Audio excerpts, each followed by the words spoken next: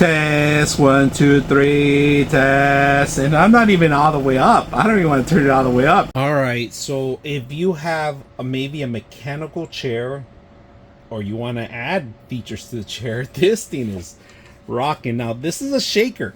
It's going to vibrate the whole entire chair that you set it up, right? If you have a broken component on your actual massage chair, this is a nice replacement too, right? So this is a more powerful engine. It does have a speedometer here that you control the speed, the torque of it, all right? We are going to set it up on a chair so you guys can see how strong it is. It does come with a remote that you can remote, all right? It's an IR connection, so just make sure this is the line of sight that you're going to require. It does have power here that connects in here. The power controls it from here, but if you want to just correct it directly, if you want to make it a massage, you can make any chair into a massager with this system. So it's a big vibrating motor, all right? So let's go ahead and set this up. I'm going to set up this larger one, all right? So this should go in there perfectly.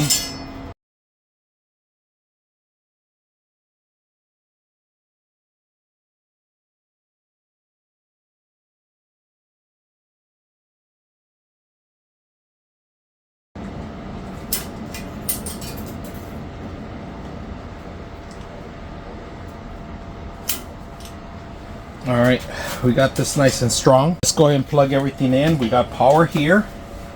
Plug this one underneath, all right? It's on off right now. Plug it in. We have it on. Now we're gonna turn it on. All right. There it goes.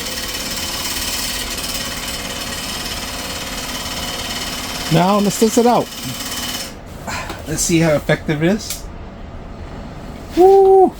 Well, super strong. I feel massage all over my body with the actual system itself.